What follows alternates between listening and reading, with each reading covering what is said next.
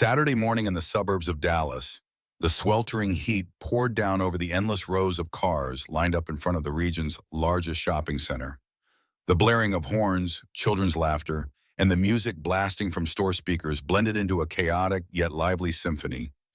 Amid the crowd jostling for parking, a gray sedan slowly came to a stop near the main entrance. Michael Grant remained seated for a moment longer, both hands resting on the steering wheel, eyes fixed on his own reflection in the rearview mirror. The face staring back at him looked different today. No more custom-tailored light gray suit, no more gleaming Italian silk tie. In their place was a faded gray hoodie, plain jeans, and a baseball cap pulled low over his forehead. He adjusted the strap of a canvas crossbody bag, a cheap one he'd had to visit 3 stores to find. Every detail had been carefully planned so that Michael was no longer the CEO of Grant & Co., but just an average middle-aged man out shopping on the weekend. Drawing a deep breath, Michael opened the door and stepped out. The scent of car exhaust mixed with frying oil from a nearby fast food joint hit him instantly. Under the harsh sunlight, the storefront of Grant & Company gleamed brightly with his familiar logo, one he had personally approved back in the early days. The automatic doors slid open as he entered.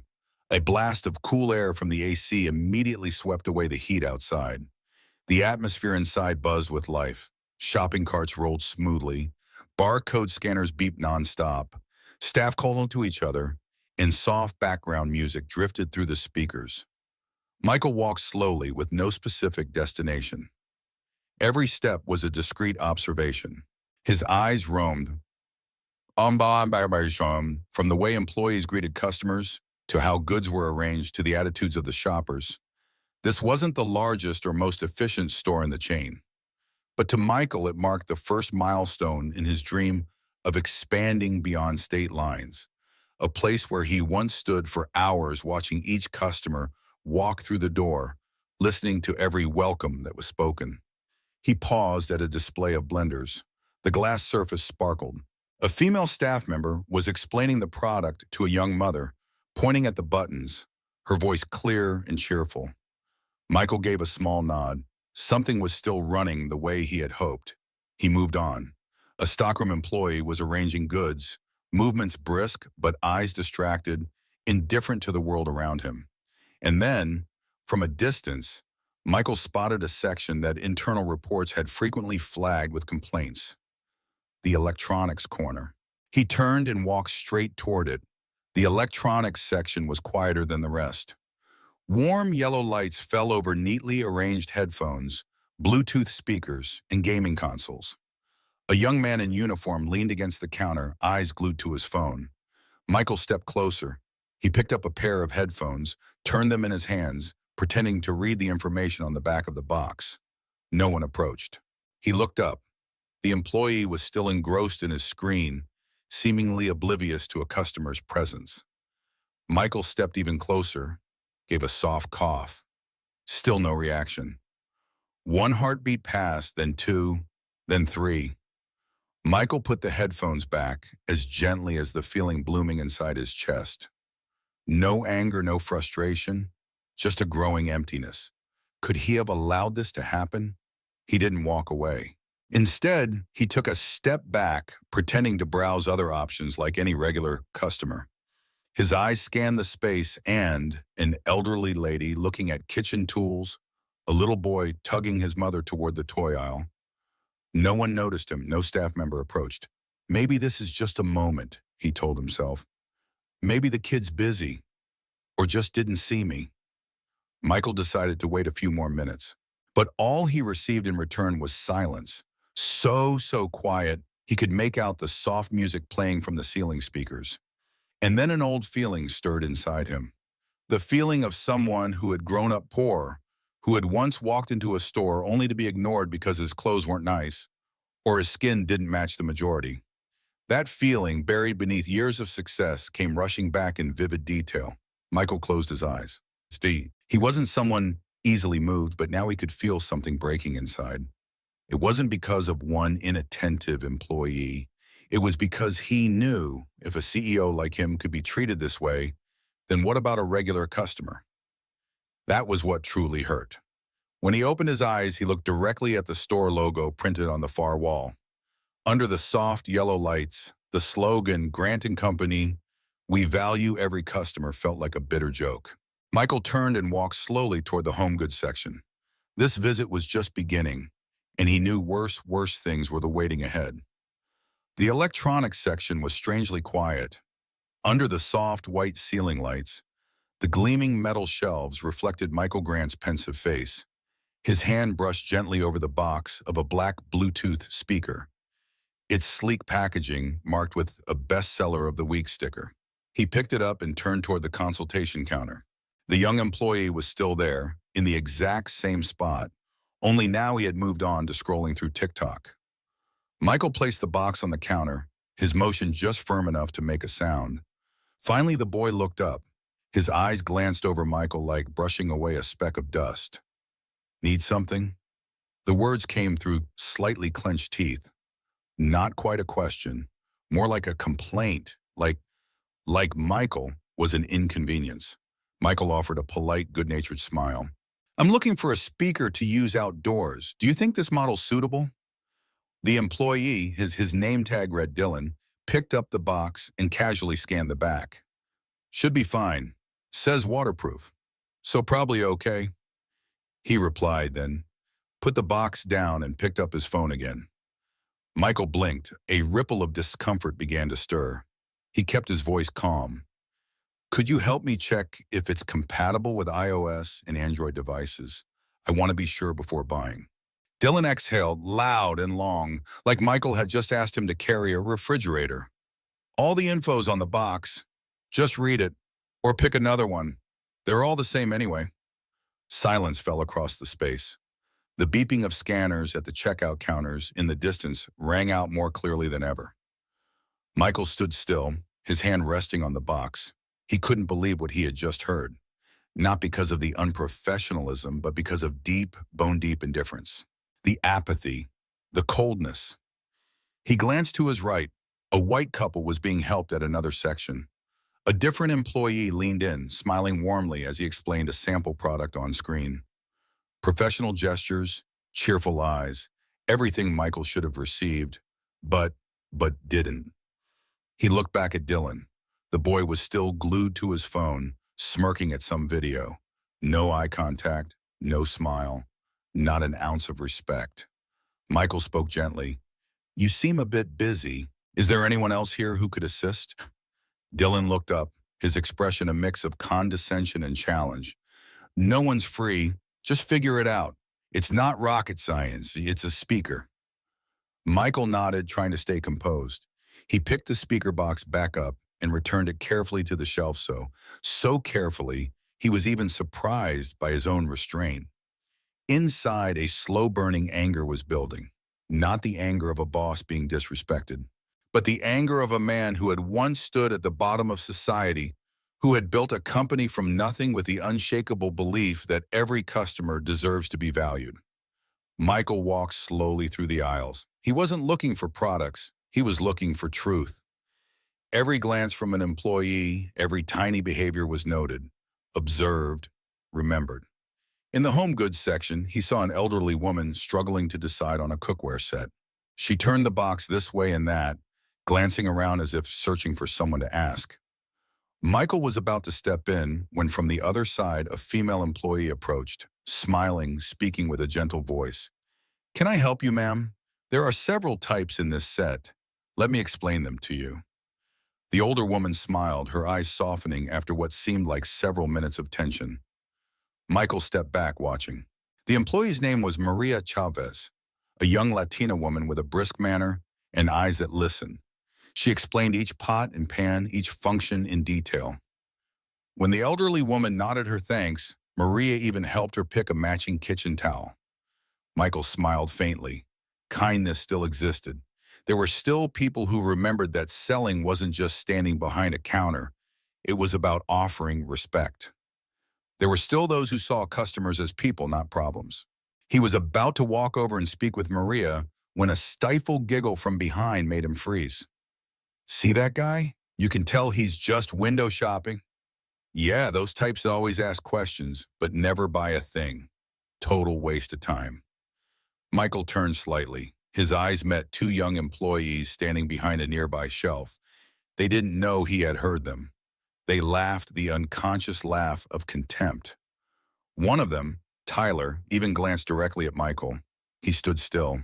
The air from the ceiling vent still blew gently, but inside it felt colder than that. A look, a remark, a dismissal.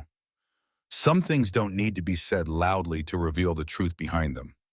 Michael walked forward, eyes straight ahead. He knew now this wasn't just a feeling. It was real. It was a systemic issue, and it was happening inside the very brainchild he had sacrificed his youth to build.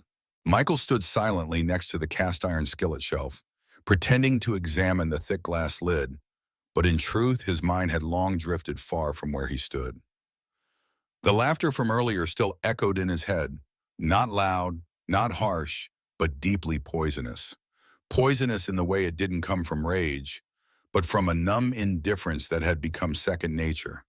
Guys like him just wander around, never actually buy anything. Look at that bag. Poor types, you can tell. Michael unconsciously bit his lip. The metallic scent of the skillet lingered, but the bitter sting of those words was stronger than anything ever cooked in it. He had heard words like that before, as a child walking through downtown supermarkets with his mother, choosing between discounted bags of flour. He had been followed by security just because he didn't look like someone with money. He had swallowed that lump in his throat to keep smiling, to keep going. But today, right here in a store bearing his name, those memories came alive again. And this time, not from customers, but from employees he paid every month. He didn't turn around to confront them. There was no need. From the tone, the attitude, and the way they spoke of him like they were discussing a barcode scanner, Michael understood everything he needed to know. This was no longer about a single individual. It was a sign of a toxic culture quietly forming from within. He kept moving, still holding the skillet, an excuse to stay in motion, to soften the anger pounding against his chest. Not long after, he spotted another elderly customer debating between two electric kettles. She glanced back and forth, sighing as if waiting for a miracle. Michael was about to step in again when, just like before, Maria Chavez appeared from behind. She leaned down, smiled warmly, and spoke in a voice as light as breath. "Are you looking for something in particular, ma'am? If you want quick boiling, this one's better. But if you're using it for tea, that one keeps heat longer." The older woman smiled, shook her head gently, then patted Maria's shoulder. "Thank you, dear.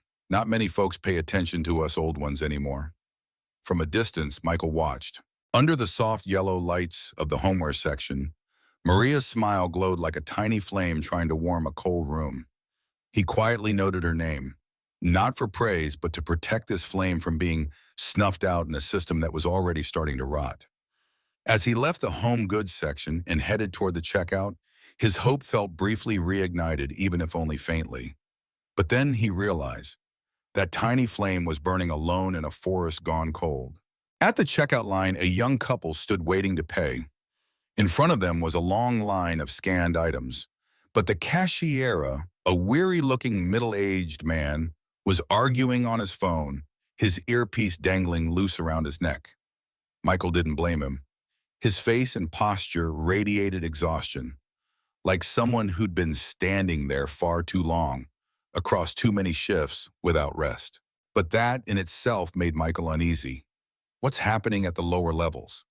Who's doing what? Who's being left behind?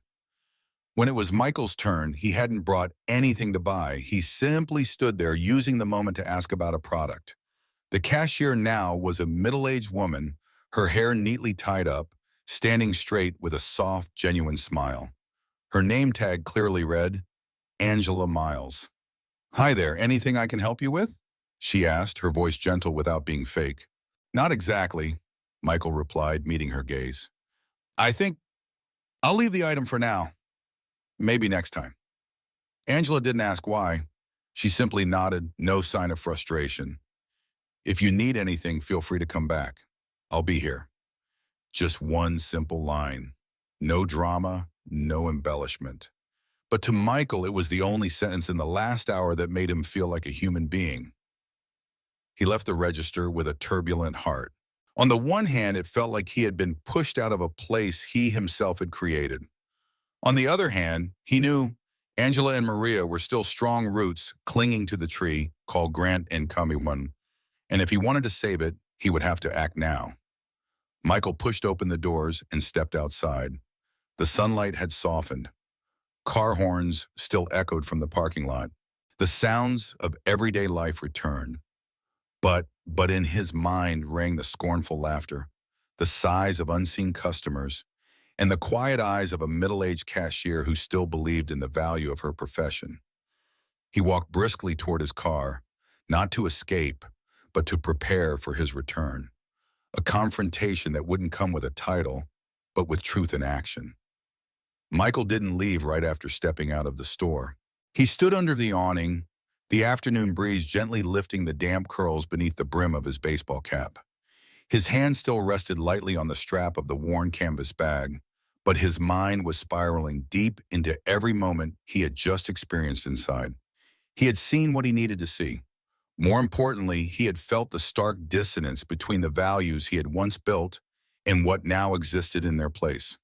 Michael turned back and walked into the store once more.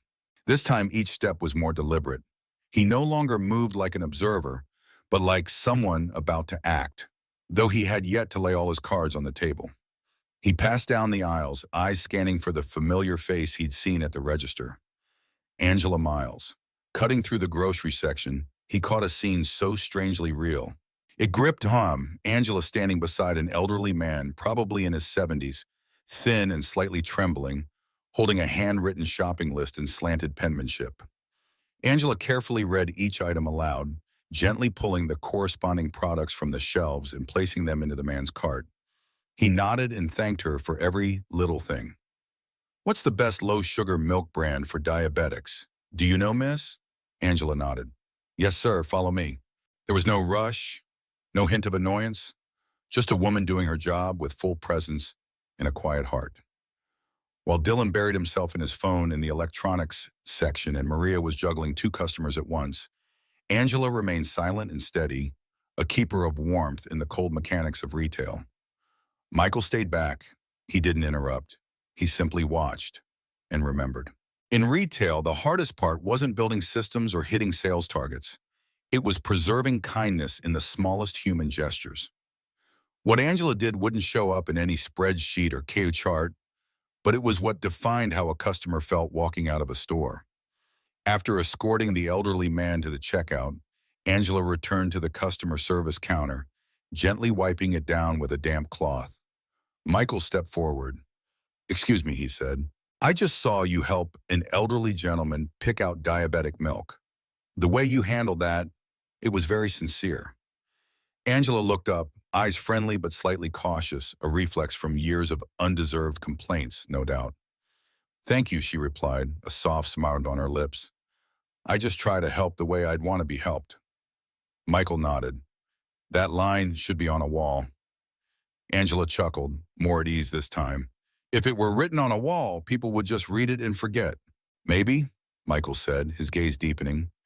"But if each person remembered just a part of it, the way you do, this entire store would feel different." Angela was quiet for a moment, then nodded. "I think that too. But lately, not many seem to care anymore." A stillness passed between them, quiet but not uncomfortable. Michael pulled a small notepad from his pocket and scribbled something quickly. He didn't hand it over, just held it in his hand as he continued. "How long have you worked here?" Angela smiled. "Over 4 years. I started on evening shifts, then switched to mornings because I had to take my son to school. Now I'm mostly on morning and midday shifts." "Do you like this job?" Michael asked. His voice was low. The question made Angela pause. "I don't hate it. Every day I meet all kinds of people. Some are kind, some are difficult. But if I focus on the good, it's easier to get through." Michael smiled. He folded the note and said, "I wish this store had more people like you." Then he turned and walked away. Angela watched him go, blinking, unsure if she had fully grasped the meaning of the conversation. But her instincts told her This man was not just another customer. On his way back to the car, Michael passed the toy section. There, a little boy was on the verge of tears, clearly lost. One employee walked by without stopping. Another frowned and turned away. Then came the sound of hurried footsteps. "What's your name, sweetie? What color shirt is your mommy wearing?" Maria Chavez's voice rang out, warm and firm. Michael stopped. He didn't need to look. He knew that voice. Maria knelt down to the boy's eye level, speaking softly, soothing him.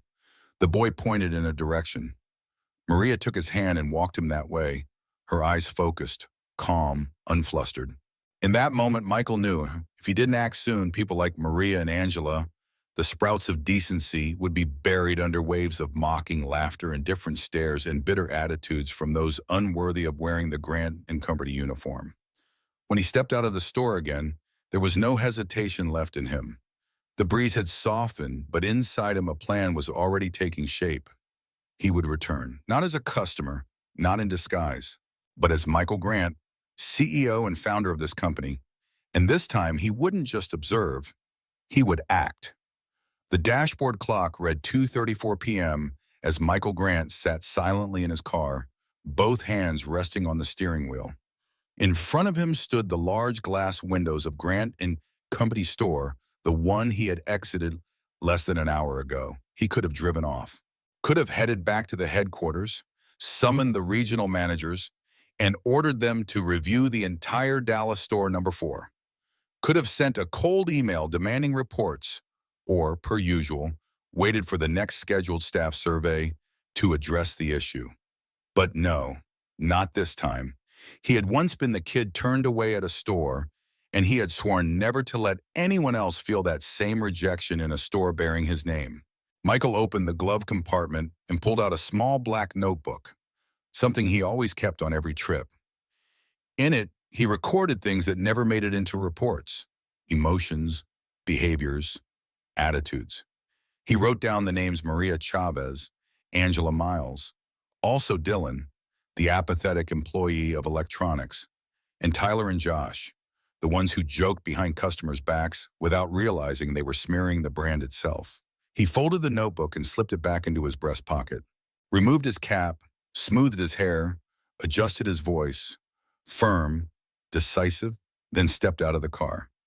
Inside the store, everything continued as usual. No one knew a storm was about to break. Not a storm of anger, but one of awakening. Michael walked straight to the customer service counter. "I need to speak with the store manager," he said, voice calm but brooking no refusal. The employee behind the counter, a young woman who had never seen him before, hesitated, then pressed the call button on her walkie-talkie. "Did you have an appointment?" "No," Michael replied, "but I believe he'll want to meet me." Less than 3 minutes later, Howard Lane appeared. Late 40s, simple suit, slightly crooked tie, face drawn like a man pulled from a boring meeting mid-sentence. "Hello," he began. "I'm Howard. How can I help you?" Michael extended his hand. "Michael Grant." Howard froze. For a split second, his face turned pale like someone had just slapped him with an invoice. He clumsily grasped Michael's hand, blinking rapidly. "Mr. Grant, it's an honor. If I'd known you were coming—" Michael raised his hand to cut him off. "Exactly. You didn't know, and that's why I'm here." His voice wasn't angry, wasn't loud, but it struck like a gavel hitting wood. "Let's head to the meeting room," Michael said, not waiting for a reply. "I want every available staff member present. Now." Howard nodded so quickly he looked dazed. He turned away, calling floor managers, assistants, and the team over the intercom. The store began to buzz, curious glances, whispered questions. 10 minutes later, in the break room, over 20 employees had gathered. Some looked confused, others tired, a few stunned. Dylan stood pressed into a corner, his face ashen. Tyler and Josh mumbled something, then went silent the moment Michael walked in. He stood in the center, not shouting, not hiding behind cliches. "Good afternoon, I'm Michael Grant, the founder and CEO of Grant & Company." Silence fell like a blanket over the room. The air felt frozen. A few employees exchanged startled glances. Angela stood near the door, hands resting lightly on her apron, eyes wide in disbelief. Michael scanned the room, letting his gaze meet each person. Then he spoke. Today, I came here not as a boss, but as a customer. A customer who was ignored, judged, and dismissed in a store I built with my own two hands. He paused. The air conditioner hummed softly, the only sound in the heavy stillness. Some of you serve customers with heart.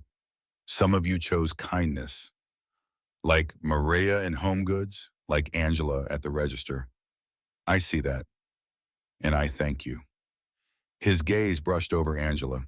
She pressed her lips together, blinking fast, her expression torn between emotion and disbelief.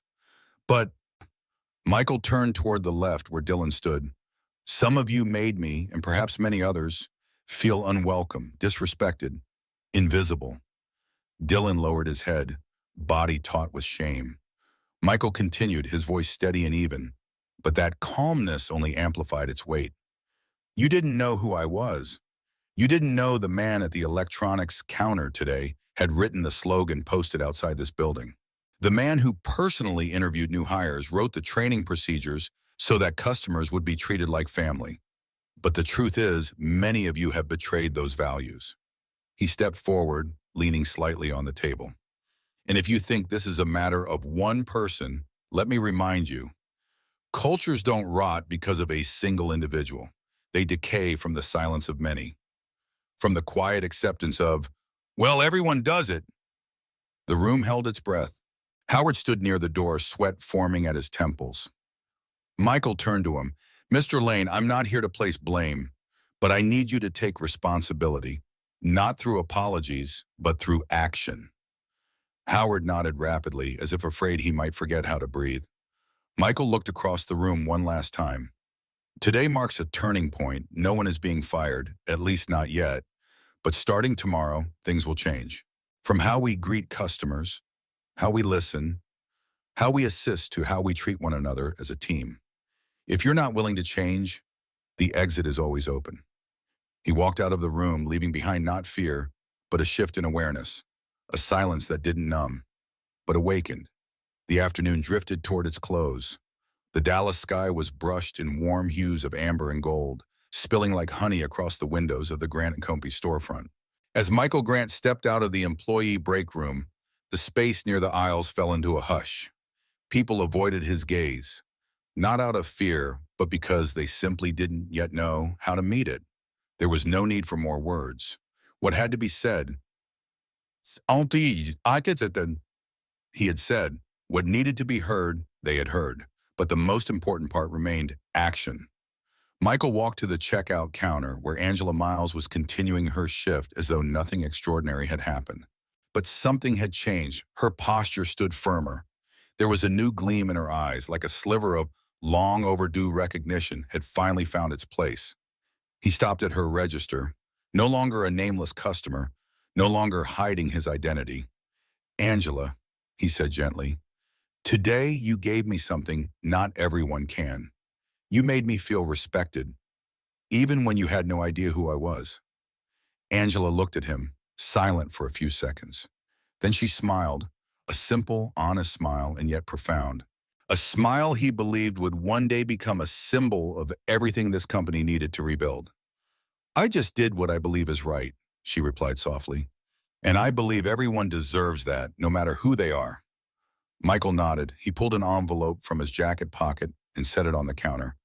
This is a reward from headquarters. But more than that, it's my personal recognition. I'd also like to invite you to join our customer service improvement team, the first of its kind to be reformed in 5 years. I need people like you to lead the way. Angela opened the envelope. Inside was an official invitation, a certificate of recognition, and a special bonus. But what moved her most was the handwritten line in blue ink at the bottom. Thank you for keeping the flame of kindness alive in this system. Michael, she was speechless. She bowed her head slightly, hands clenched gently. Her eyes didn't yet shed tears, but they shimmered with a quiet pride. Within just 24 hours, the store began to transform. Michael had Howard Lane summon the regional management for an emergency meeting. In that meeting, he announced a 3-phase reform initiative. Phase 1 retrain all staff on service skills and unconscious bias awareness. Phase 2, launch anonymous evaluation systems for both customers and internal staff. Phase 3, establish an internal culture review committee made up of standout employees like Angela and Maria. We can't pretend we didn't see it, Michael said. We have to be brave enough to look it in the mirror and fix ourselves. At the store, the atmosphere was initially tense, cautious, but gradually, one by one, people began to shift. Maria Chavez was personally thanked by Howard in front of the team. She laughed bashfully, but her eyes shone with pride. Dylan, the one who once dismissed customers, was called into HR.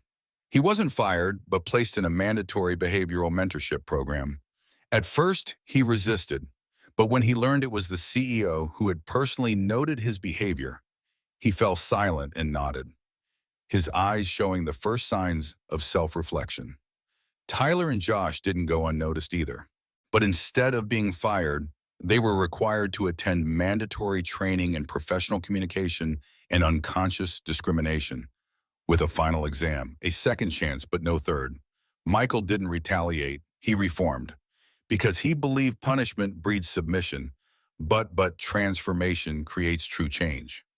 1 week later, Michael returned to the store, this time not undercover. Navy blue suit, black tie, and a name badge that read Michael Grant, CEO pinned proudly to his chest.